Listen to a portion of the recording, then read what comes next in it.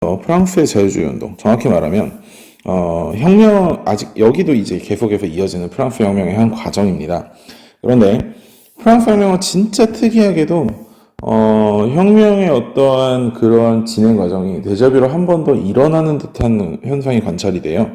그 부분 이제 전반기, 그러니까 나폴레옹 이전 시기의 혁명이 아니라 나폴레옹 이후 시기의 혁명, 그걸 이제 우리는 프랑스의 자유주의 운동이라고 해서 한번 같이 살펴보도록 하겠습니다. 먼저 이 위에 이제 연대표를 함께 같이 보면요. 실제 이제 이 국민의회 이전의 왕정은 루이 16세 시대의 어떤 그 절대왕정, 전제군주정 시대잖아요. 그 전제군주정이 국민의회의 어떠한 바스티유 감옥 습격이라든지 테니스 코트의 사역이라든지 이런 것으로 무너져 내리고 왕의 어떠한 절대 권력을 제한하는 입헌군주제의 형태로 먼저 시작을 했죠. 이게 첫 번째 왕정으로 보고, 근데 이제 아무래도 지롱드파에서 자코뱅파로 정권이 넘어가게 되면서 공화주의자들을 중심으로 이제 새로운 의회가 구성이 됐을 때 그걸 이제 국민공회라고 하잖아요. 요때는 이제 왕정을 부정하는 공화정 시대로 갔고 루이 16세의 목을 땄죠. 자, 그리고 이들 사이에 뭐 그 이후에 통령정부라든지 그런 게 있긴 하지만 그걸 이제 무시하고 나폴레옹이 황제가 됐던 제일 제정 이런 걸 보는 겁니다. 그런데 1814년에 이제 나폴레옹이 물러나고 나서 빈 회의에서 이제 기존에 있었던 왕정이, 그러니까 여기 있었던 왕가인 부르봉 왕가를 복귀시키는 과정에서 루이 18세가 왕에 올랐는데 곧바로 죽고 나서 그 뒤를 이어받은 게 이제 아무래도 샤를 10세입니다. 샤를 10세. 진짜 10세예요. 자, 그 샤를 10세의 어떠한 전제 정치 때문에 다시 한번 7월 혁명이 일어나는데 여기서는 또다시 입헌군주제를 선택을 합니다. 그리고 이 7월 혁명이라는 것은 여기 보이는 국민의회의 성격과 정말 비슷한 성격을 보여주고 있어요. 그런데 이 7월 의회가 보수화되면서 아무래도 다시 한번 2월 혁명이 일어나게 되는데 여기서는 공화정을 선택했고 이것은 국민공회가 보여주는 모습과 굉장히 비슷합니다. 그리고 이 공화정에서 쿠데타와 국민투표를 통해서 황제가 되는 것이 나폴레옹의 조카, 이제 실체 조카는 나중에 이제 유전자 검사를 통해서 밝혀졌다 그랬잖아. 아니라고. 그 나폴레옹 3세죠. 예. 그때 다시 한번 프랑스는 제정으로 나아가게 됩니다. 제정으로. 제정으로. 그리고 이것이 끝나고 나서 파리 코민 이후에 제3공화정으로 나아가게 되는 거. 이제 이게 나름대로 연대표라고 보시면 될 것 같아요. 자, 그러면 우리는 이제 가장 중요한 7월 혁명과 2월 혁명을 비교하기 위한 표를 한번 보겠습니다. 선생님이 시작과 동시에 말했듯이 7월 혁명은 아무래도 국민의회의 데자뷰인 성격이 강하고 2월 혁명은 국민공회의 데자뷰인 성격이 굉장히 강합니다. 우선 7월 혁명부터 볼게요. 기존의 루이 16세의 어떠한 정치적 문제, 재정 문제라든지 그런 거에 일어났던 거와 마찬가지로 7월 혁명 역시 샤를 10세의 어떠한 전제 정치 때문에 일어나게 되었습니다. 샤를 10세는 진짜 시대착오적인 사람이어서 아직까지 왕권 신수설을 신봉하던 사람이었기 때문에 의회를 해산한다든지 7월 칙령을 통해서 언론 출판의 자유를 묶어버렸죠. 그러나 이미 프랑스 혁명을 통해서 언론 출판, 결사, 집회의 자유를 얻었던 프랑스인들은 이러한 자유가 구속되고 속박되는 과정을 인정하지 못하고 자유주의자와 유산시민 계급, 다시 말해 돈 좀 있는 부르주아 계급을 중심으로 다시 한번 혁명을 일으킵니다. 그래서 루이 필리프라고 불리던 서민들의 친구라고 불리던 그러한 오를레앙 공작. 자, 여기 선생님이 수업 시간은 얘기 안 했는데 루이 필리프는 다른 말로 오를레앙 공작이기도 해요.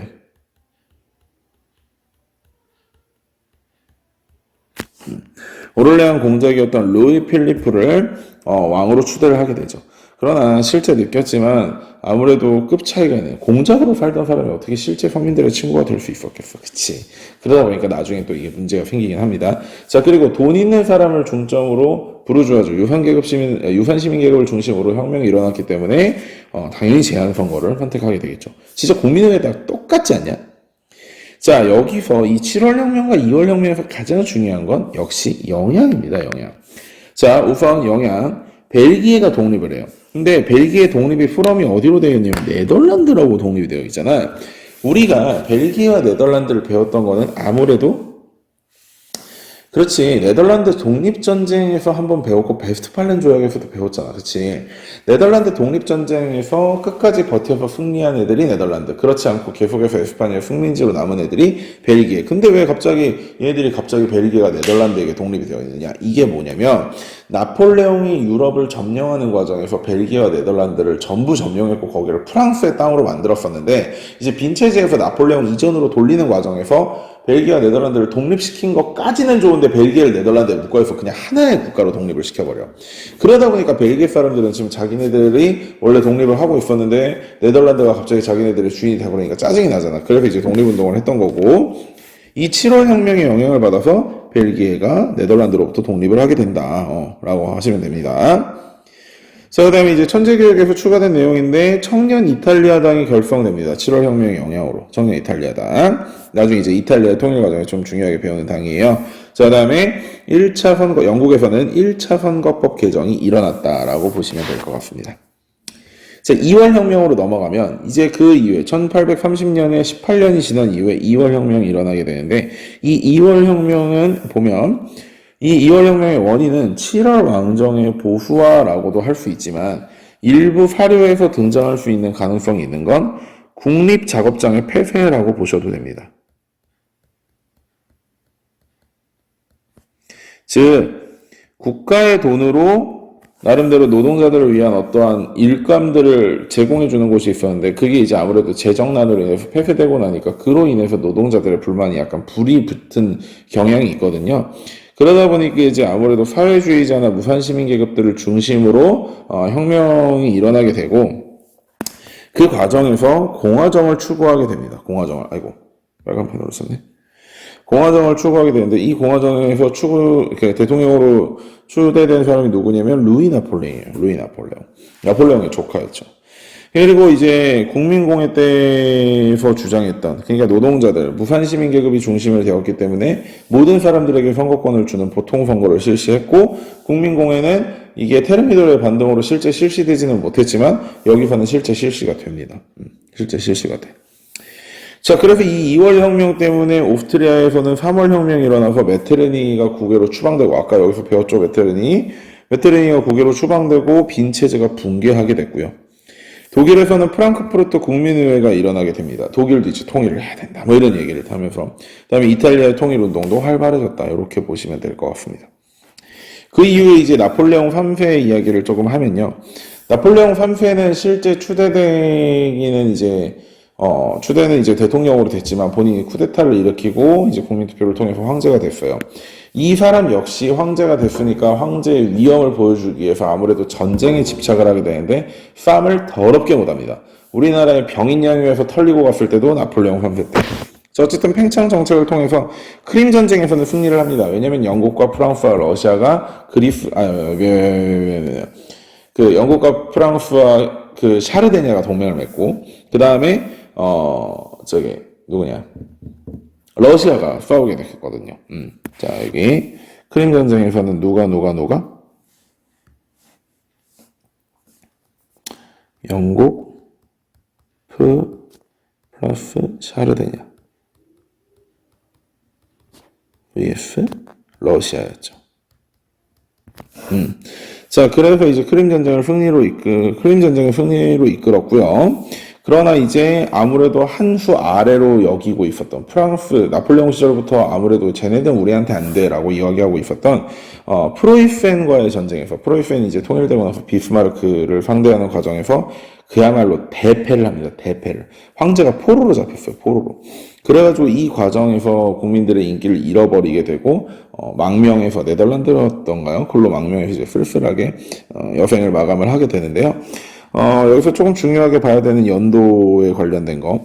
나폴레옹이 3세 시절에 굉장히 확장 정책을 펼쳤다고 해서 프랑스의 인도차이나 지역 식민지가 요 당시에 많이 만들어졌다라고 생각하는 경우가 있는데, 요것은 나폴레옹 3세 이후, 그러니까 인도차이나 반도로 진출해서 지금 현재 그 베트남, 라오스, 캄보디아 이런 쪽에다 프랑스의 식민지를 만든 것은 나폴레옹 3세 이후이다라고 알아두시면 될 것 같습니다. 자, 그러고 그 사이에 나폴레옹이 항복했다 하더라도, 나폴레옹 현패가 항복했다 하더라도 우리는 항복한 것이 아니다라고 해서 파리 시민들을 중심으로 공화주의자 자치정부였던 파리 꼬민이 만들어지는데요. 이 파리 꼬민은 비스마르크한테 겁나게 두들겨 맞고 결국 동물원의 코끼리까지 잡아먹는 그러한 상황 속에서 저항까지 하다가 패배를 하고 독일이 베르사유 궁전에서 독일 제국의 성립을 반포하게 되는 그런 대굴욕을 안기게 되는 것입니다. 자, 영국의 자유주의 운동까지 한 번에 같이 할 수 있을까? 잠깐만. 예, 같이 할게요. 시간이 되네요. 자, 우선 영국의 자유주의 운동 보겠습니다. 영국은 기존에 있던 유럽 국가들과 조금 성격이 달라요. 왜냐하면 이들은 뭔가 학습 능력이 좋아서 그런지 모르겠지만 옆 나라에서 뭔가 불만이 터지면 그 불만의 원인이 무엇인지를 좀 살펴보고 우리 백성들도 저것 때문에 불만이 일어나서 난리치기 전에 우리가 먼저 해주자라는 그런 형태가 좀 발달을 하게 되는데 이게 대표적인 게 이제 1차 선거법 개정이죠. 아까도 봤듯이 1차 선거법 개정은 7월 혁명의 영향을 받았거든요. 그래서 부패 선거구를 개편하고 그 다음에 상공시민층의 선거권을 인정하겠다라는 것이 1월 1차 선거법 개정의 가장 중요한 내용입니다. 여기 보이듯이 산업혁명 이후에 이촌양도 현상이 굉장히 많아졌어요. 그래서 원래 기존에는 농촌 지역의 인구가 더 많아서 농촌 지역에서 뽑는 의원의 숫자가 더 많았었는데 이게 인구 이동이 일어나서 도시 지역에 훨씬 많은 사람이 있음에도 불구하고 아직까지도 의원은 농촌 지역에서 더 많이 뽑히고 있었던 거예요. 그러니까 인구 비례에 의한 어떤 의원 선출이 안 되고 있었던 그런 부패 선거구들을 정리하게 됐고 그 다음에 7월 혁명에서의 변화점과 마찬가지로 영국에게도 상공시민층에게 선거권을 인정해 주는 겁니다. 그 다음에 차티프트 운동이라는 게 일어나게 되는데요. 요건 이제 노동자들이 자신들에게도 선거권을 달라고 이야기했던 것입니다. 현재 아마 교과서에서는 인민헌장 운동이라는 표현을 더 많이 쓰게 될 것입니다. 둘 다 알아두셔야 되는 거예요. 같은 내용입니다. 같은 내용. 그런데 이것은 연도를 보시면 알겠지만 1838년, 즉 30년에 7월 혁명이고 48년에 2월 혁명이 일어났는데 2월 혁명보다 거의 10년이 먼저 일어난 거거든요. 그러니까 프랑스 2월 혁명의 영향을 받았다고 하면 그것은 틀린 선지가 되겠죠. 실제 오히려 인민헌장이나 차티프트 운동이 프랑스 2월 혁명에 영향을 줄 수는 있었겠지만 자, 그리고 이제 차티프트 운동 자체는 실패했지만 그 차티프트 운동에서 요구했던 노동자들의 어떠한 바람을 들어주는 게 2차 선거법 개정이죠. 그래서 도시 노동자들의 선거권을 인정해준다라고 알면 되겠습니다. 자, 그리고 이제 자유주의의 바람이 불었기 때문에 이제 더 이상 종교도 사람들의 어떤 그런 것을 이제 벗어나는 거죠. 종교라는 게 이제 계몽주의가 완전히 이제 정착이 되고 나서부터는 그야말로 아무 쓸데도 없는 그런 게 돼버렸기 때문에 가톨릭 교도가 됐든 청교도가 됐든 개신교도가 됐든 프로테스탄트가 됐건 유대교가 됐건 이제 간섭하지 않겠다라는 겁니다. 그래, 너희가 네 믿고 싶은 종교 마음대로 믿어라.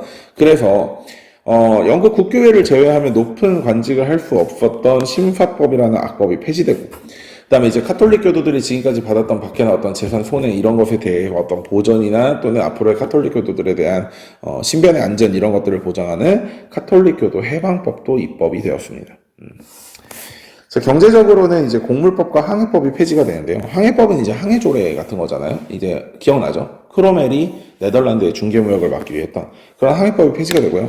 곡물법이라는 것은 나중에 이제 산업혁명 시절에서 한 번 더 얘기를 하겠지만 2차 인클로저 운동 때문에 그리고 그 이전에 정확히 말하면 나폴레옹 전쟁, 산업혁명, 인구 증가 이런 것들로 인해서 곡물의 수요가 폭발을 했고 그 곡물의 수요가 폭발하는 과정에서 2차 인클로저 운동 때문에 곡물 가격이 많이 올랐어요.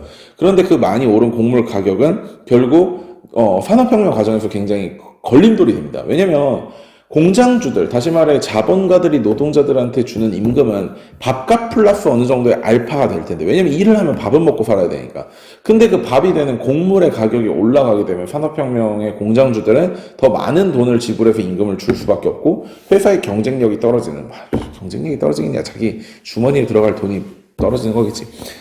그런 상황이 됐기 때문에 자본가들이 이러한 곡물법의 폐지를 주장을 하게 되고 실제 그래서 수입 곡물에 막대한 관세를 붙이던 곡물법이 폐지가 되면서 국내 지주들 그러니까 지금까지 비싼 곡물 가격으로 인해서 이득을 보고 있던 국내의 지주들은 개판이 됐지만 반대로 곡물을 사 먹어야 되는 노동자라든지 그 노동자들에게 월급을 줘야 되는 자본가들은 굉장히 어떤 이득을 보게 됐던 그런 법안들이죠. 그런 것들이 폐지된다라고 보시면 될 것 같습니다. 밑에는 사실 크게 어려운 건 없어요.